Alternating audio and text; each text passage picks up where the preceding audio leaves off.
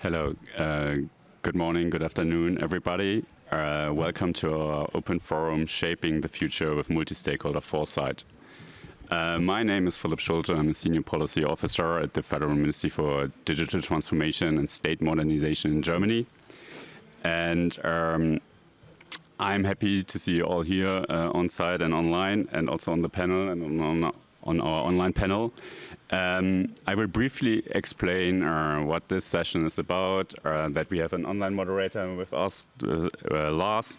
You can ask questions here on site and online after the first round of questions.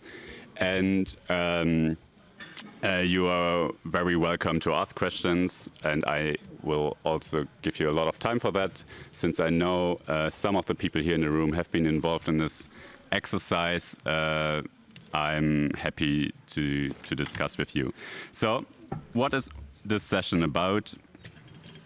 This session is about a project of our ministry, which called Strategic Foresight.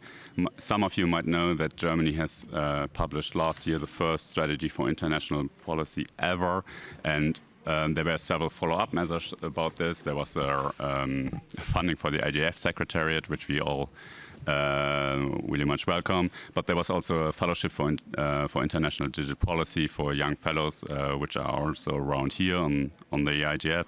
And there was a process for strategic foresight we will dive into on this panel. And for that, I'm very much excited to have you here on stage and online. We have here Henriette Esterhusen. Yeah, I'm a senior advisor for global and regional internet governance with the Association for Progress Communications, and a former MAC chair and around at the IGF since ever, I don't know, yes? Yeah. So, and next to Henriette, there's Benga Cezanne, Executive Director of the Paradigm Initiative and also IGF MAC Leadership Panel member. And also, yeah, not new to the ecosystem here, I can say. And online, we have Julia Pohle. She's co-lead at the Berlin Social Center for a research group, Politics of Digitalization, and co-author of the future scenarios we are discussing here on internet governance.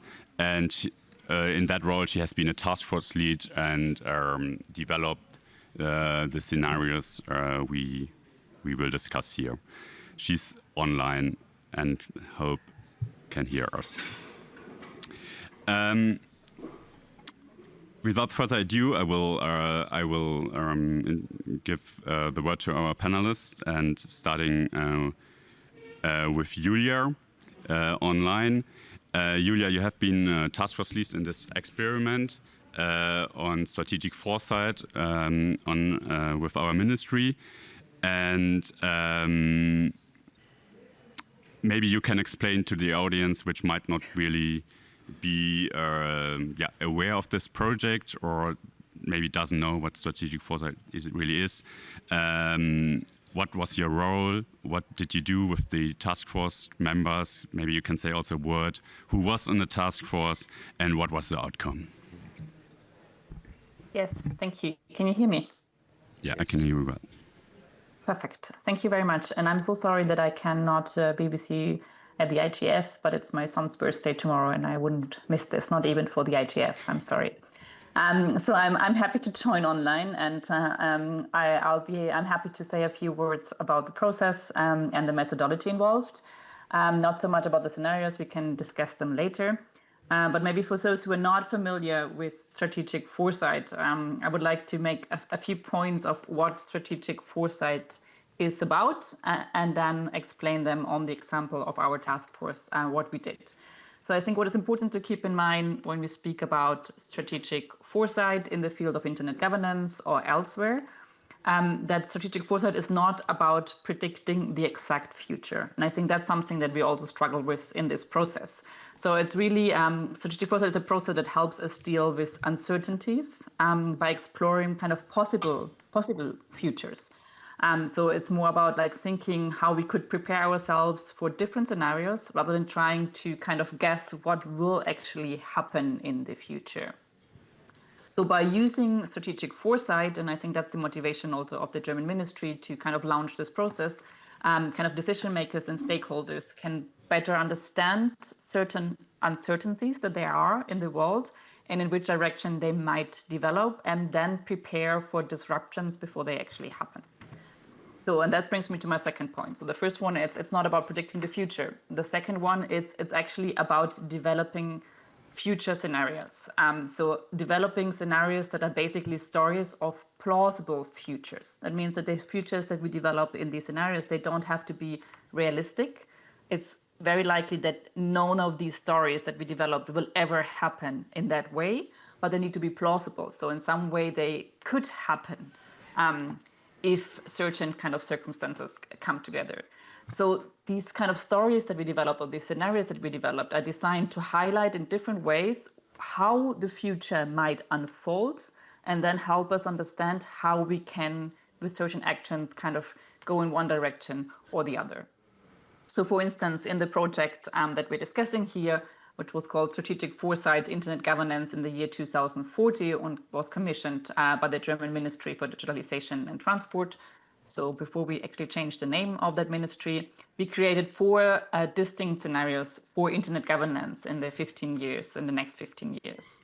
And so these 4 scenarios were really kind of plausible stories in which we could explore a range of possible futures, which went from the continuation of trends that we see today, kind of growth and geoeconomic and geopolitical competition, and where this leads. And the second one was more about a complete and total systemic collapse and a fragmentation of the internet in 2 distinct networks. And the third one was about a regulation of the digital world to a degree that everything becomes controlled in some way. And the fourth one was about a complete transformation of the internet governance structures that we have today, in a turn away from an economic competitive logic towards kind of a shared commitment in promoting public goods. So all of these 4 scenarios are possible futures, and none of them will happen, but they helped us kind of understand what we see as trends and how we can deal with these trends. And also, I think what's important to keep in mind that these scenarios do not exclude each other. Parts of them could coexist, so it could happen a part of one and a part of the other scenario, but they help us discuss what is desirable and what are risks that we want to avoid, and where we kind of see opportunities and where we want to go.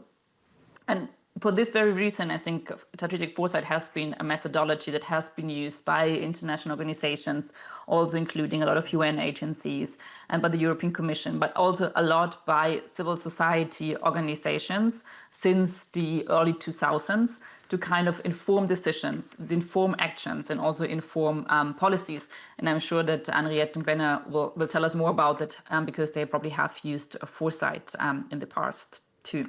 And that brings me to my third point, speaking about civil society and other actors. So the third part, the first one, it's not about predicting the future. The second one, it's about writing possible future stories. And the third one, it's to do this in a participatory way. So we followed a very structured method, but we reached this method through focused discussions with experts and stakeholders from very different backgrounds, which came together to gather insights and then kind of discuss different options and perspectives that we have on where we might go in the future with internet governance. And let me explain just in a few minutes what this meant concretely for our process. I will guide you a little bit through the process that we used to develop these scenarios for the German Ministry of Digitalization.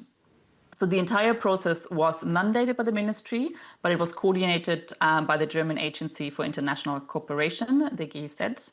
And they also provided the method expert who really kind of helped us through this process, all these task force members, and guided us methodologically through this discussion and how we develop the scenario. And for the task force, we were 15 members who were invited and were selected to represent the kind of diverse communities that we have in Germany in internet governance, academia, business, civil society, and the technical community. And the goal was to develop these kind of 4 different scenarios for the next 15 years, basically, what will happen in the next 15 years in internet governance. So I was kind of the content lead. That also meant that I helped drafting the scenarios, but it was really a joint process between all different members of the task force. So the task force members really contributed at every stage of the scenario creation. We collected influential factors. We discussed what the impact of these factors may be, and then based on the methodology drafted these 4 possible futures, and also in the next step really critically assessed their plausibility and constantly refined the writing of these scenarios. What's also important is that because all members of this task force were from Germany, also they represented different stakeholder groups, still was a kind of very German or European centralized view that we had in this task force. So what we did is that I conducted interviews with specialists from various world regions and stakeholder groups to kind of validate these draft scenarios, bring in new ideas, and bring in also more global and diverse perspective. So Henriette and Benna were interviewed by me for this scenario process. So that's also how they were involved in this. And finally, what we did after we had a good draft of these scenarios and they were validated, we had a network kind of workshop in which the different members of the task force, but also additional participants kind of discussed and also used a certain methods to kind of develop ideas how these scenarios, what they mean for their own kind of actions and their own planning. And as far as I know, the scenarios are also now being used by the ministry to discuss potential options for actions in the field of internet governance. And I leave it at that. Thank you, Julia. That was really helpful for us all on stage and also in the audience to better understand what you did and what the German government, together with stakeholders here, proposed. So one important point was that my panelists here on stage were interviewed for these scenarios. So let me turn to you, Henriette Bengar. How was it for you to be interviewed in this project? Was that something familiar to you? Was it completely new? What was your experience during the interview? What were you thinking when you were reading? I mean, we come maybe later to that. The scenarios and yeah, what was your impression? You want me to start? I have used this methodology before, and it was quite interesting, a long, long time ago. It was actually in South Africa in around the late 1990s, just shortly after liberation, after the first democratic government was in place. And it was being used in the context of planning for development and inclusion, and actually also participative governance. And at the time, I found it immensely frustrating. And I think I wasn't a very productive participant at all, because I found the abstraction very frustrating, because I knew exactly, I was much younger. I thought I knew exactly what we need to do, what the problems are. And approaching it in this kind of roundabout way seemed to me, and it was, the facilitator was from the US, which frustrated me even more. And I really did not find it very helpful. But now I'm much older, much wiser, and Julia is a very, very good interviewer. And also, I think, having been around internet governance for a long time, I think we have become very, what's the word? Quite boring is maybe the best word, but there are more sophisticated words. I don't think we're being creative or innovative enough. I don't think we're applying critical thinking enough in how we are evolving internet governance. So I actually found it very exciting and very interesting and enjoyed the process. I think abstraction is still an issue, and maybe we can talk about that a little bit more later. Yes, I found it really, it was a sort of stream of consciousness approach, but guided by Julia to focus on, the plausible, but also not trying to think of what will actually happen, and then playing with those trajectories, but of course with the knowledge of the world that we are living in and working in. So I found it very useful, and I was very impressed actually that Germany had done this. I think my only sort of one I would have liked to be part of a focus group or a group at some point. I think I would have found it more interesting in some ways to have a group dynamic. And then I think my only other question about it as well is the way in which you treat multi-stakeholder.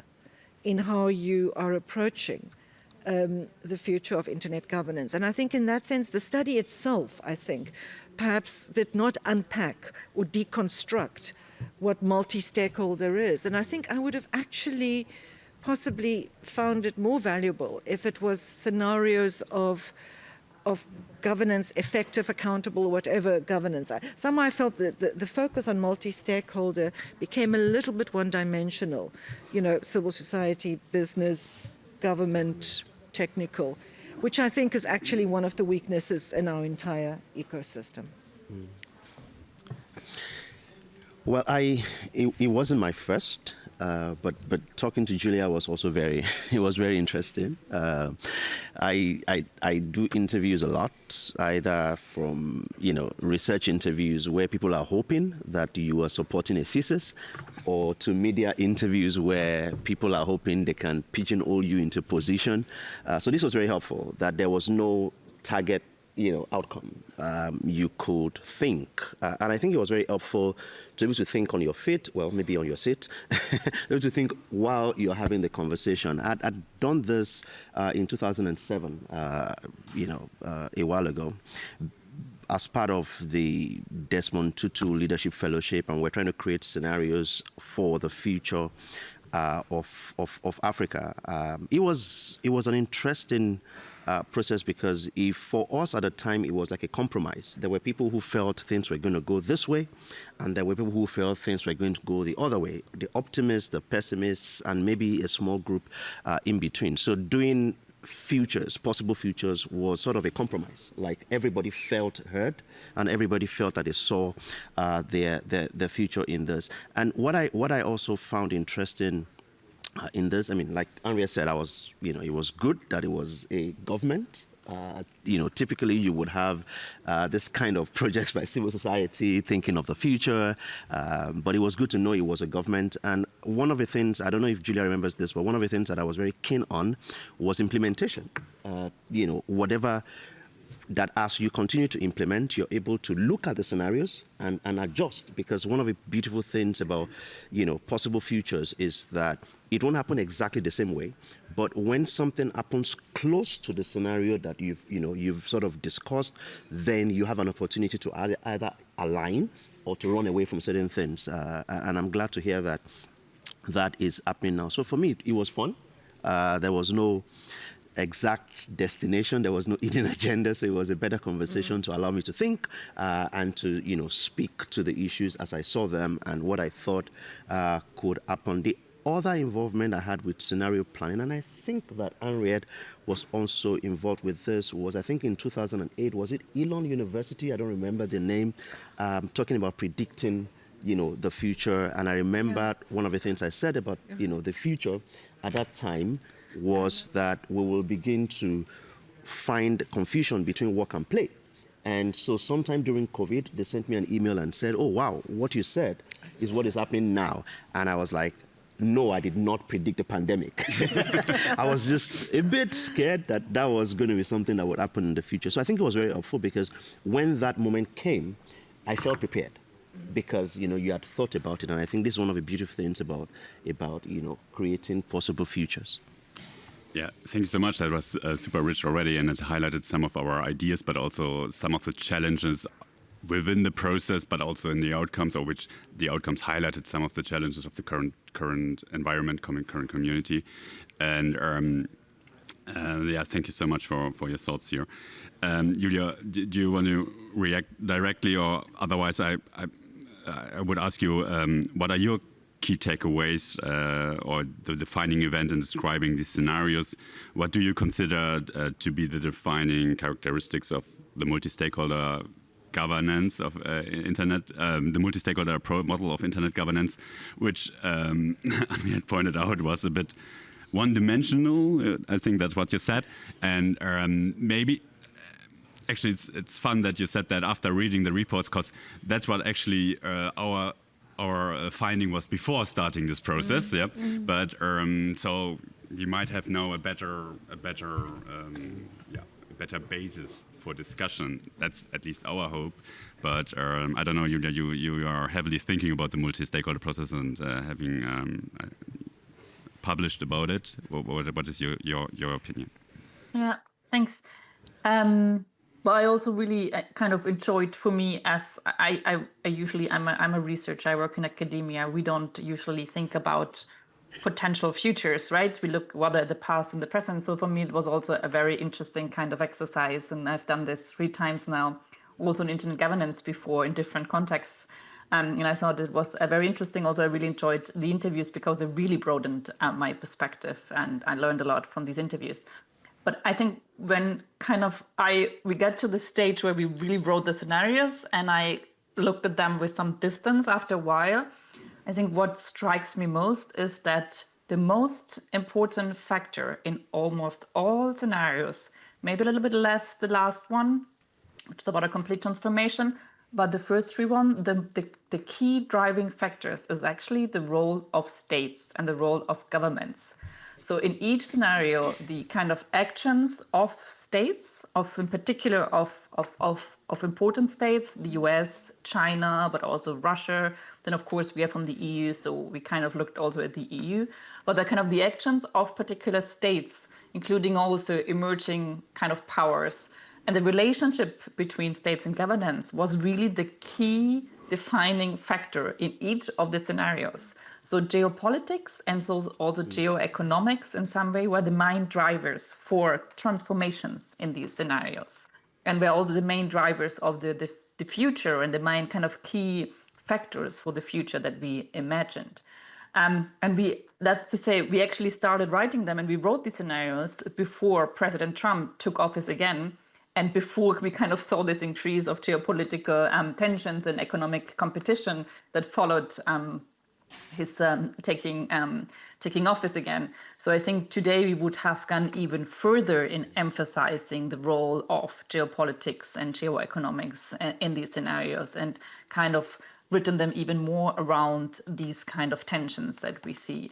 And in some way, I would even say that the actual geopolitical developments have already overtaken the scenarios that we've written only 6 months ago or 8 months ago. So the reality is actually moving faster than we thought it would. And it's my assumption that actually 10 years ago, had we written these scenarios 10 years ago, we would have given a much less prominent role to states and to governments and into the relationship between states. And I don't only think so, I'm sure we would have given this, because I did such a process, Foresight process in 2013, 14, 15. And there the key driver was actually the corporate actors and civil society. So it has changed. And I think this is also kind of a finding that we see like on how we see the world as well, that actually states and geopolitical and geoeconomic actions do have become more important again. As for multi-stakeholderism, I kind of have to share also Henriette's observation. And I think what also with some distance looking back at these scenarios, what is kind of striking and maybe even frightening, that in none of these scenarios, except maybe for the last one, which is very different, there is a bright future for multi-stakeholderism in internet governance. So I think in all of these scenarios, we ended up writing possible futures in where multi-stakeholder processes are either being hollowed out or kind of completely undermined by corporate actors and state actors. To some degree, basically the commitment to multi-stakeholderism in internet governance remains, at least at the discursive level. But we wrote scenarios where this commitment is either only a lip service, or where multi-stakeholder processes are being so institutionalized and professionalized and becoming so predictable that they actually lose their meaningness and they lose their kind of bottom-up character and the possibility to also include voices that might diverge from the mainstream kind of perspectives in these processes. So I would say that in all of these scenarios, somehow multi-stakeholderism in internet governance has outlived its promises. And I think that's something that, since we ended up writing them not really with that intention in mind, but this is how we kind of ended up seeing the future, I think that's something that should give us some reflection on what we're doing and how we maybe can also transform our current model to make it more meaningful. see a lot of nodding here. Do you want to react directly? I mean, it's, you know, I started nodding when you were talking about how fast the geopolitics have played out. And I think I remember part of our conversation at the time. We talked a bit about it, but I don't think that anyone sort of could predict that things will move this fast. In fact, you know, by November, there were people who were doing scenarios. I mean, within organizations, we had to do some planning at Paradigm Initiative in November, you know, but there wasn't that sense. And I think this is the relationship between hindsight and scenario planning. And this is why adjusting as you go is critical. So there are things that you sort of plan for and you dial them to a level 7 and they get to a level 9. And you have to tell yourself, listen, we can't, I mean, it would be insanity for you to then take the actions you planned for level 7 when you're at a level 9. I would say for multi-stakeholderism right now, not only is it not living up to some of the lofty, you know, definitions and branding it's also being threatened because of that reason. There are people who are then saying, yes, we've talked about the ideal multi-stakeholderism where everyone is an equal partner. Of course, we know not everyone is equal around the table.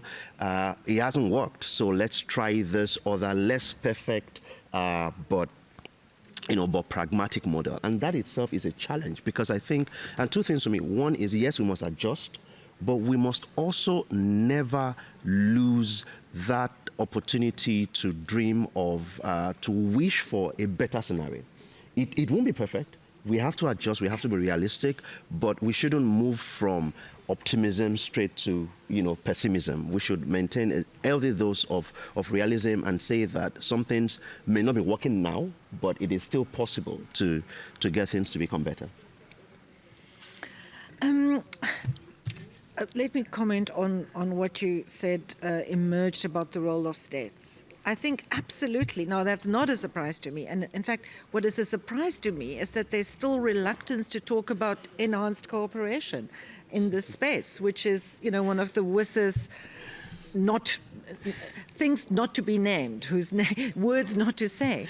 Because the reality is that how states engage or not engage with one another has profound impact on how inclusive governance is, how strong civil society can be, how to what extent human rights are respected, or democratic institutions are able to grow and play their role. So much as we like this, I don't know, there's this kind of fairy tale notion of multi-stakeholder governance as this alternative dimension of perfect governance. I see it as a way of arriving at more accountable, inclusive, effective governance, and states are a big part of that. I think what the multi-stakeholder approach gives us is a way of really putting on the table that states cannot do this on their own, and if they do it on their own, they're probably not going to do it very well. But that doesn't mean that states do not still have quite a profound role. And I think the other thing that multi-stakeholder also gives us, or what I think the way in which the IGF and IG has evolved, is the fact that it's a diverse ecosystem. Internet governance has many types of decision-making processes, types of development and standard-making processes. Some of them might be led by governments. Some of them could be completely sort of technical community-driven. Some might be more sort of civil society-driven or private sector-driven. I think what the multi-stakeholder approach gives us is the constant reminder that we need to connect these with one another and that they need to overlap and engage with one another. But it doesn't mean that there's this new sort of amorphous multi-stakeholder ideal, which has to operate across the board. So I do think it's interesting that the role of states is important, and I don't think we should feel that undermines, the ideals that we are striving for in this space, which is to have inclusive and participative governance that achieves good results, public interest results. Yeah, I guess I couldn't agree more here. Since I mean, to the world of the digital, or to the internet, the state was maybe a foreign player a long time. Yeah, and it now just. I mean, I share the observation here that that the state as also the ministries show up more and more. They show up more to the IGF, but they show also more up to ICANN. They show up more even to the IETF right now, and they get involved. And I think that might be maybe a usual process, yeah, since the state was reluctant to show up compared to other political areas or fields of politics. So that might be, I don't know, it can be healing, yeah, because as you said, the state is still important and can play a role, and this also triggered a bit our thinking what our role is and what a good role for us is. And I think, when I think about it, and I think the responsible of the state is more like there's a garden of multi-stakeholders, and the state is, maybe the responsibility of the state is like to make sure that all flowers, all the different stakeholder groups can perform in their role they want to perform, and they perform best. And maybe these scenarios can help the different groups, and that was our one idea behind it. So this leads me to my next question. Is that, I mean, the report is not published yet, but it will be published at some time. Is that something you could use in your daily work?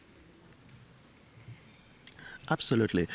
Not just because I contributed to it, but one of the things I was very keen to see was how other ideas, will come together to define what the scenarios will be. I think, well, at the risk of giving you more work, I think it needs to be updated very quickly. With some new realities, maybe like an addendum or an annex or something like that. And I believe that that's something that we will do, most likely. Anyone who picks that report, who looks at the scenarios, will be able to situate those scenarios in our current reality. So some of the geopolitics that we talked about at the time, it wasn't as deep as some of the experiences we have right now. So I can imagine that it will be at least a starter for conversations. But absolutely, I think this is something that will be useful, not just the content of it, but also the principle behind it, the principle of creating possible futures and adjusting your strategy as you continue to see what has emerged and how close they are to the possible futures that you predicted. One key role was the role of the state, but another key role is the role of technology. Yeah? And so, Anna, you worked a lot of connectivity and worked with a lot of technologies here, also in this area. What's your assessment of the role of technology in these reports, or also in real life? And what can we learn from older technologies, how they were implemented, how they were introduced for new technologies? And where do you see the dangers and opportunities?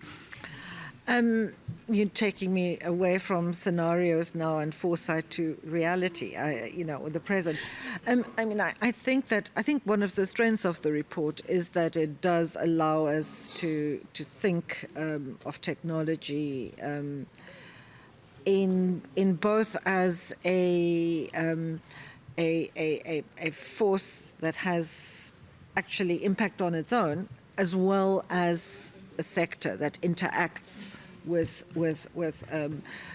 geopolitical conflicts, with different forms of societal change and organization.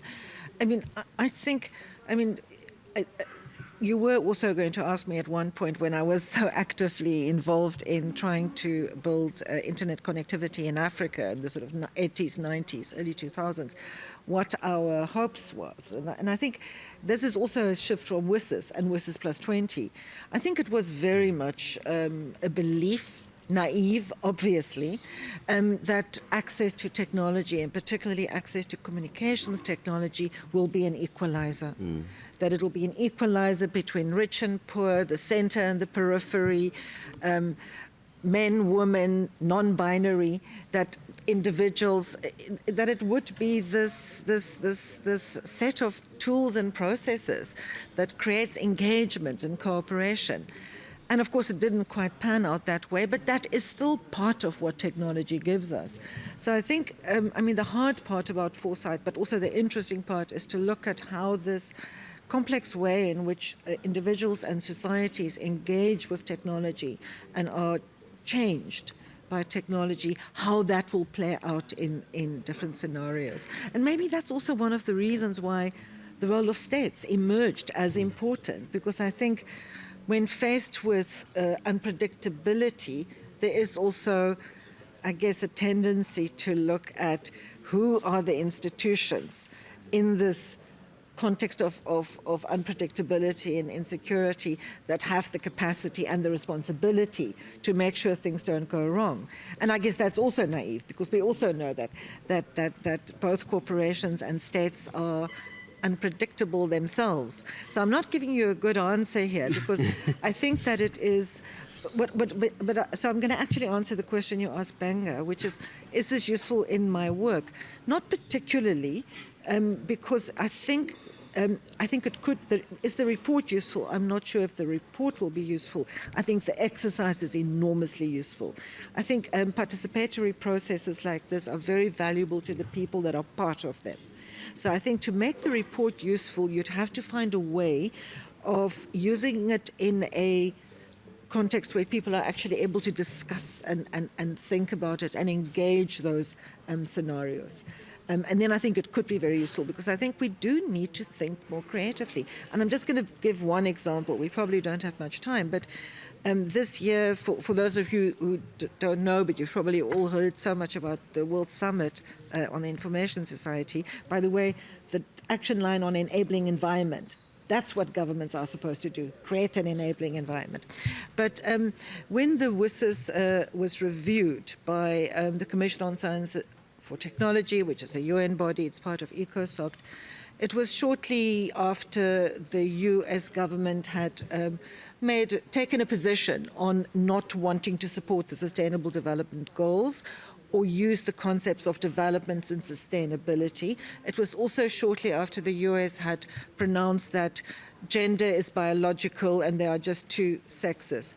And so these featured in the negotiations around the WSIS, where people were talking about, have we got digital inclusion? Is there security? Are we achieving development goals? And it was really, I was there as a civil society participant, and to see the European states in particular shell-shocked, because it was so difficult for them to operate in this context when a long-time partner in the Internet governance and World Summit process, the US, was moving outside or taking on a different position. My first thought during that entire week was, I wish these governments had all done some foresight work. And maybe if they had, they'd actually be able to take advantage of this shift, be creative, form new alliances, and I think that's why I think certainly for diplomats, I think certainly for governments, anyone who is involved in negotiation in a geopolitical or even in a multi-stakeholder context, I think it's a very, very useful technique to use. Yeah, you gave us a lot of homework here. Speaking about time, we still have some time, and I'm happy to take questions from the audience. So if you have prepared already a question, please line up here. We have a mic here. Otherwise, we are also able to take online questions. And we are more than happy if you are in the discussion. Otherwise, I will pick up on another point you said. That's, level of abstract. Like the reports are abstract. Oh, we have already. Yeah, please introduce yourself and. Yes, good morning. My name is Professor Roberta Haar. I'm at Maastricht University, and I'm also leading, I was on a panel in day 0 with I'm also leading a Horizon project, Remit Research. I encourage you all to look at it. And I'm very excited about the work that you're doing, because we're also, part of what we're trying to develop is something called scenario testing workshops. And in those workshops, we've also developed games, and we developed them with the Joint Research Center at the EU Commission. They also have this scenario exploration system. You're shaking your head, so I guess you're aware of it. And so we have taken their system and used the data from our research and developed scenario games. And we've already played now the first one, which we had on military AI at Erasmus University in Rotterdam, and we had extremely good results. And we did exactly what Henriette said, as we took the data and we brought it to people to play and discuss. And we have 4 scenarios that we have developing with our different data. And we still have 4 workshops to go, and we will have one in Rome in April, in Helsinki in September. So April of next year, obviously, and then we'll also have some in Brussels. And I know Henriette's shaking her head because she's on our supervisory board. So she also pointed out for me to come today. So my question is, and my first question is the report accessible? And then you already answered that question. But then my next one is, can we sort of also adapt your data and maybe also have some collaborative and taking your data onto the next step into a game, and so that we can integrate it, and then indeed have policy, our ideas to invite policy stakeholders to our games and to play it. So I'm hoping that I've noted all your details out. I want to write to Julia and hoping that we can maybe have some collaborative work there. Is that something that you find interesting? So thank you. I guess I have to take the question first, but you're happy to step in. So on the report, yes, it's true, it's not published yet. As you might know, we are in a government transition period in Germany, and we set up a new ministry. But this new ministry will also be responsible for strategic foresight, so that's a lucky coincidence in this case. And so we are really optimistic that we can proceed at some level with these reports, and also with the methodology for sure, and also with our work we have done. However, one idea behind it was that this report is not only for the government, but also for all stakeholders. So happy to reach out to all involved in the program, on the project. And I know that some civil societies organizations in Germany, for example, Wikimedia, already taking the work and trying to work with it, with the reports and with the methodology. So I'm happy to connect you. Julia, do you want to add anything about? No, you just mentioned what I would like to mention too. I mean, I know about the REMIT project. I went to one of your conferences last year discussing multilateralism, multi-stakeholderism. And I would be happy to also be involved. I think we have to go through the ministry. Philip will confirm this, since they probably have some kind of control over the material we produce. But I think it would be very helpful to kind of take this further and develop it into a game, which would be fun. And I think that also kind of connects to what I wanted to say about stakeholder engagement during this exercise. Maybe I can come to that later, because it is also a challenge to keep people involved in these kind of exercises. And I think making it into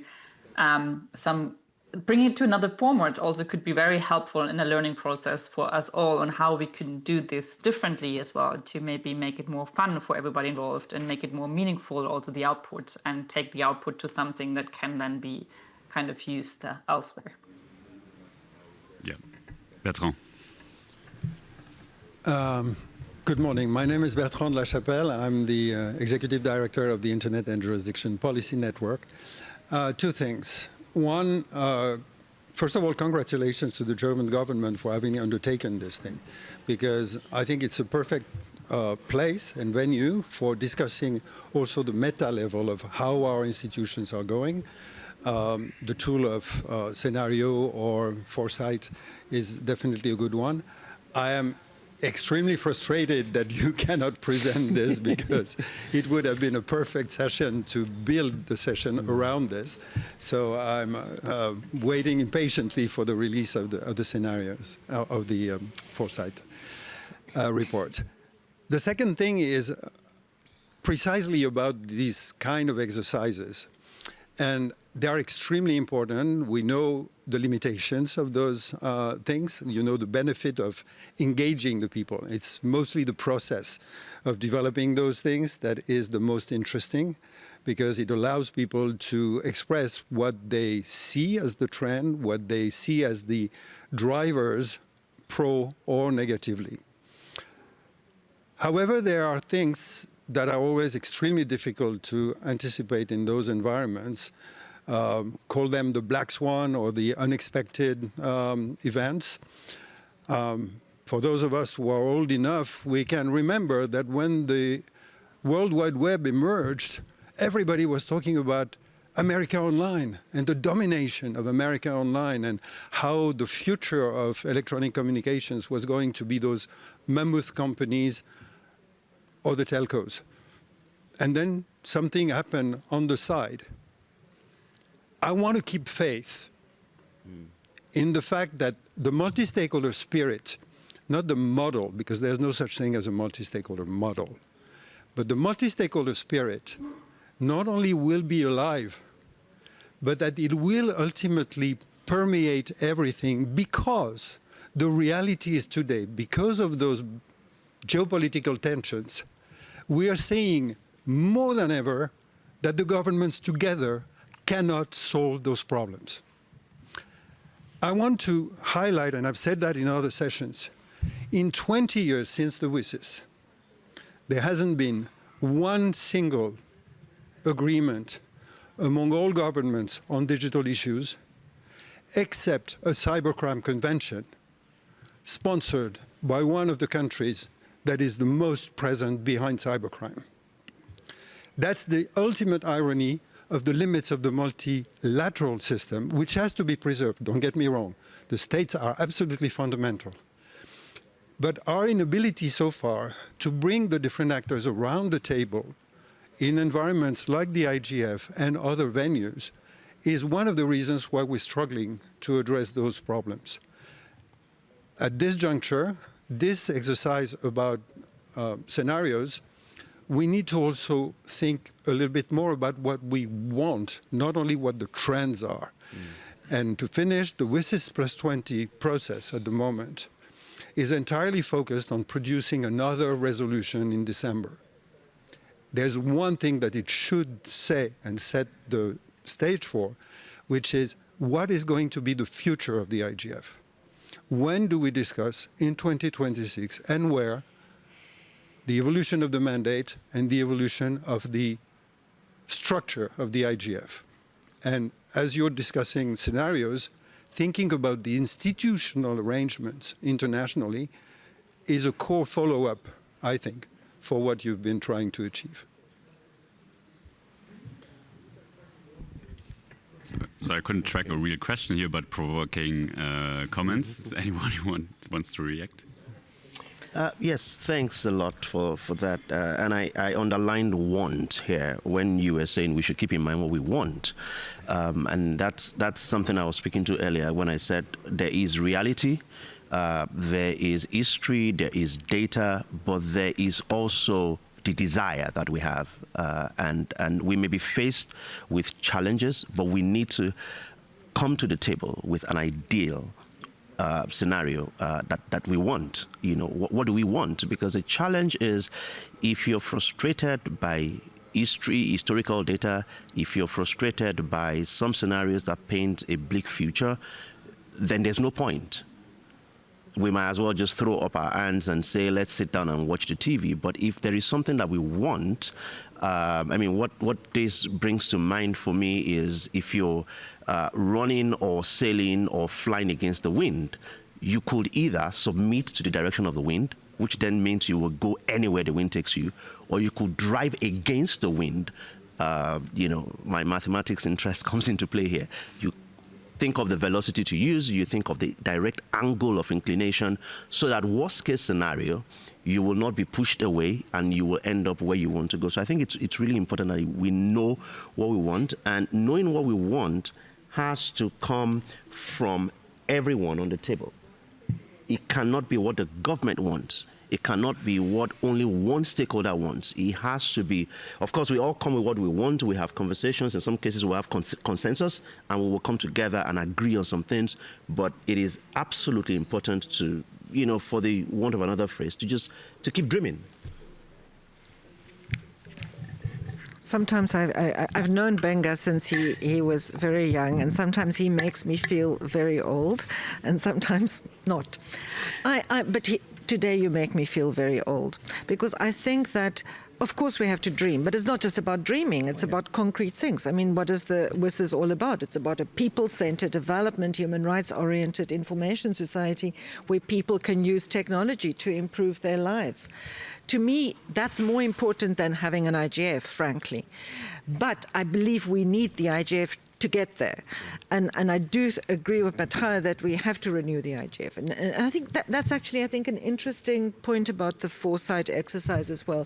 I think all of those scenarios, as Julia said, they all depict a fairly not such a positive picture of multi-stakeholder, which I think we should interpret as a real indicator that we need the IGF and we need forums like the IGF.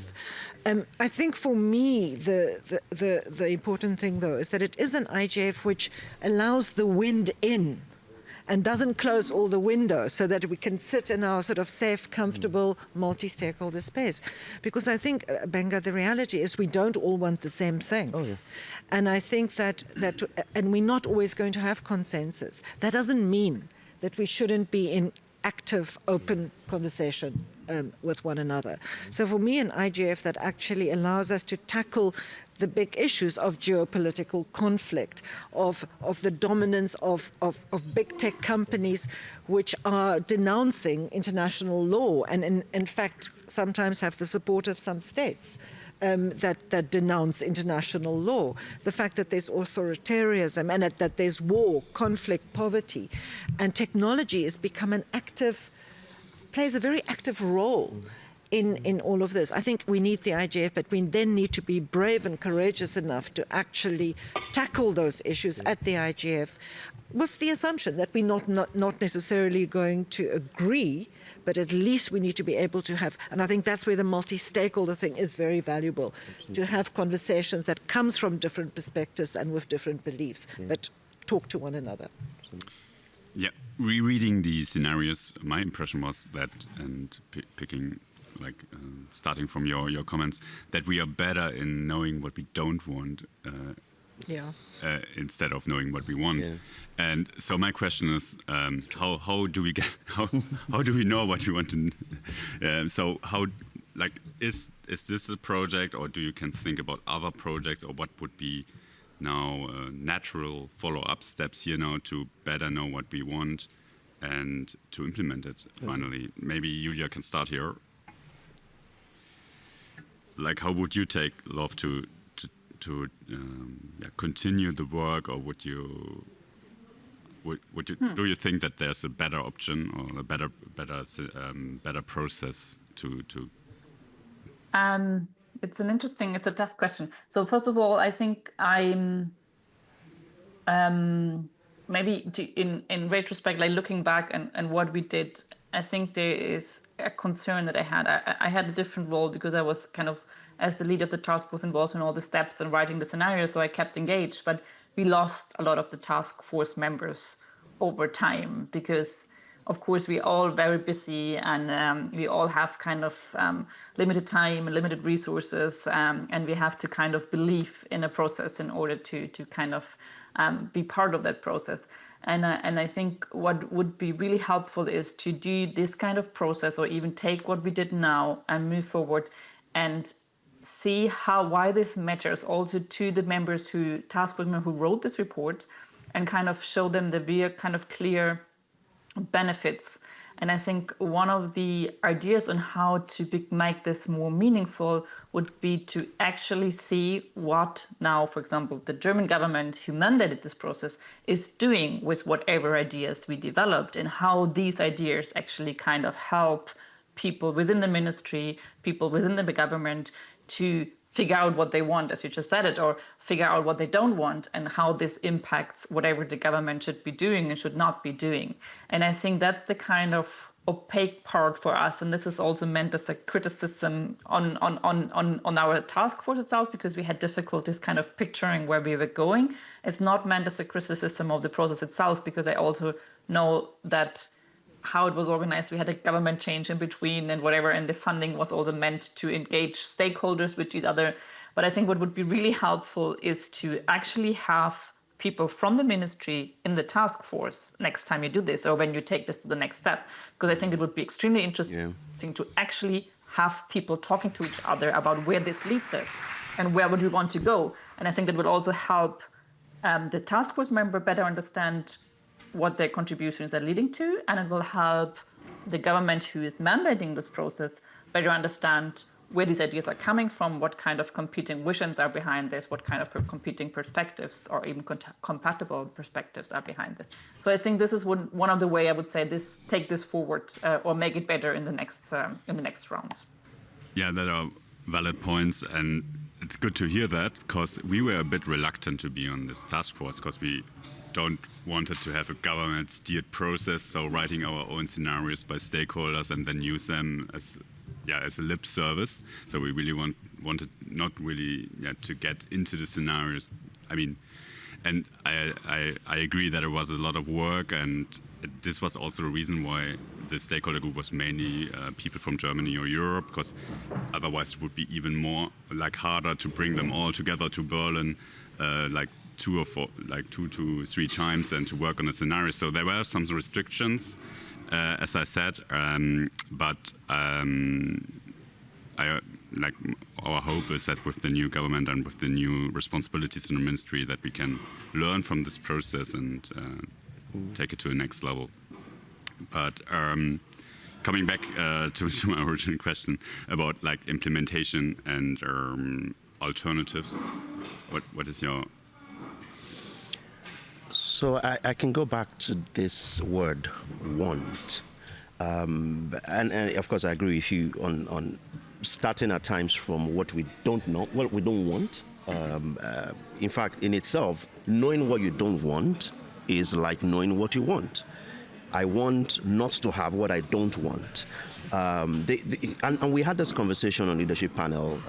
We were inaugurated in August 2022, and we had a lot of conversations, and it almost always ended with, we don't want this, we don't want that. Many of you, I hope, have seen the Internet We Want paper that the leadership panel put out. That was the idea behind it. We have to, at some point, define certain things. There are certain things that we agree on. We don't all agree on everything, but there are certain things that people will not feel too strongly against, and we could start with that. The Internet We Want paper talks about certain things that I'm sure some people will read and say, hey, rights online, maybe we don't want that, but at least it is out there as something that certain stakeholders and majority of people desire to have. So I think it's absolutely important. Yes, optimism. Yes, dreaming, but also putting down in clear terms what we want. Because at times, what that does is when you go into situations and you see reality, you can then say, this is the reality, this is what I want. And your task, your action is then creating a pathway between where you are at and where you want to be. If I want to face reality, I definitely will resign from my job right now. I mean, I work on a continent to talk about digital rights and inclusion, where every other conversation I have with governments in the region is about clampdowns or about explaining away, clampdowns that they have. But it helps that we know that this is the desired destination, this is where we're at, and this is the tough work we have to do from point A, which is where we're at, to point B, where we'd like to be. I think that sometimes we say what we want, and particularly when we try and say it in a multi-stakeholder way, it sounds like some kind of sort of watered down set of wedding vows or whatever. I can't think of a good analogy. I mean, I want fair tax payment by big tech so that countries who need revenue to actually build a fiber optic backbone so that there's feasible, reasonable internet for institutions, for universities in a country to be able to have some access to resources. I want data flows that are not based on an extractive sort of colonial type model. I also want competition between the private sector, and I want local private sector operators in developing countries. There are lots of things I want that I think will create an enabling, open and inclusive internet. But it's almost impossible to say those things in the context of so many multi-stakeholder fora, because you don't want to offend the private sector. You don't want to offend governments that shut down the internet. You don't want to talk about the great firewall of this or that country. And I think we have to be able to be willing to use this sort of multi-stakeholder modality with a little bit more courage and openness and honesty. And then I think it will help us get there. But I do have a concrete suggestion for the IGF, because I think this methodology is so powerful. I think one of the things that makes multi-stakeholder fora, or has the IGF as it's evolved, made it maybe also more difficult, is that it's much more now not about individuals, but about institutions. So, I mean, if Philip came to an IGF 15 years ago, he might have just been there as an individual rather than as a representative of the German government. Now, there are pros and cons both ways. But I think if we could maybe collaborate with Roberta and her team, come up with a game that at the next IGF we play, not in rooms like this where we sit here and talk and you all sit there and listen, but actually engage with one another in an interactive way, and everyone participates in thinking about foresight and changes. And there's no reason why you can't do that in a room with 500 people, actually. There are methodologies that allows that. So I'd like to see a redesigned IGF, a redesigned and a braver IGF, redesigned in terms of making it much more participative and innovative in terms of the methodologies we use for our sessions, and a braver IGF, more willing to actually ask difficult questions around which there's not going to be consensus. Absolutely. I think that's a really good proposal to have not only workshop and lightning talks, but also games. That might be a really good new session format for the next IGF. Are there any other questions in the audience or online? I'm happy to take them now. Otherwise, I would invite my panelists for the final remarks. And partly you have answered them already, but you might summarize it and make it a bit more precise, so you can write that down.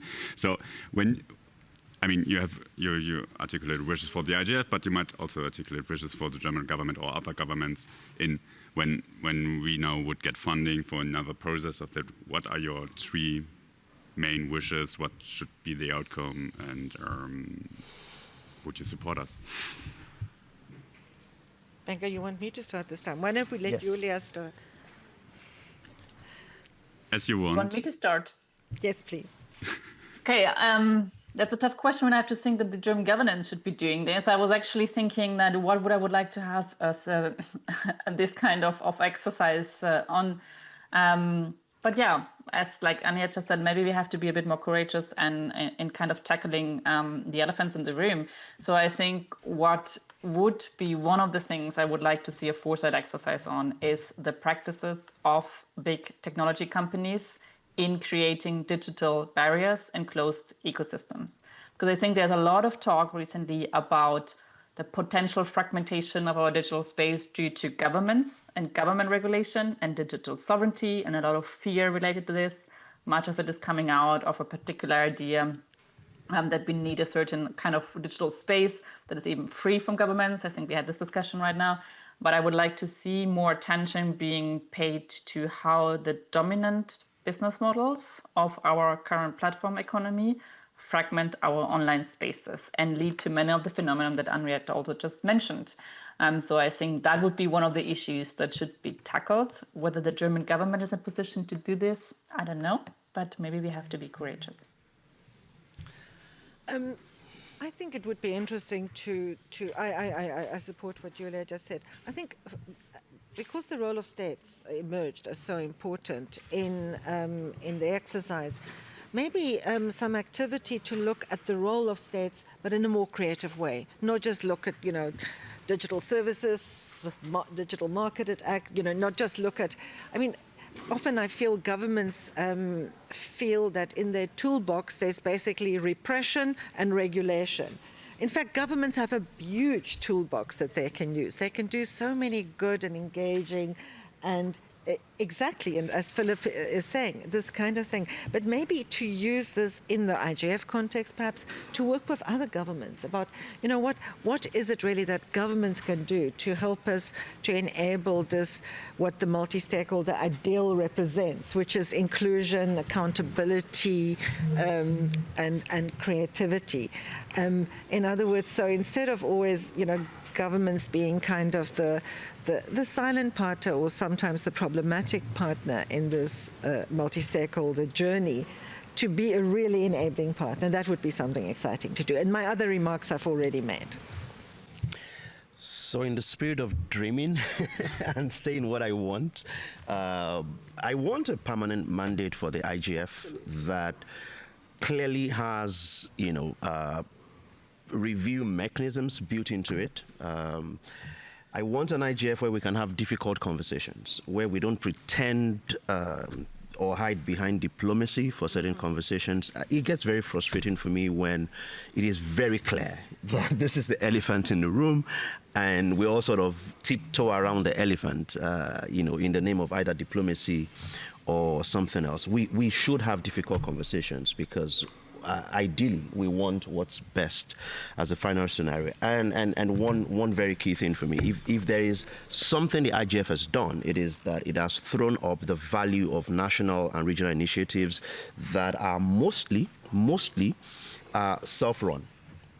And don't have as much support as possible. It would be great to see a lot more engagement with the NRIs. In spaces where governments are still sort of standing by and watching them do what they do. Thank you. I noted all the points down, and especially on the last point, we are doing a lot of things right now in Germany to work together with NIS, and a lot of people from the IGF Germany have been involved also in the stakeholder group.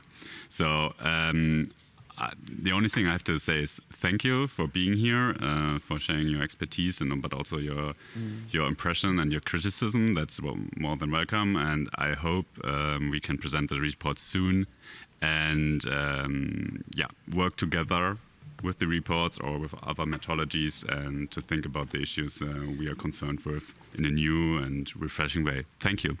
Thank you. Thank you. Thanks so much.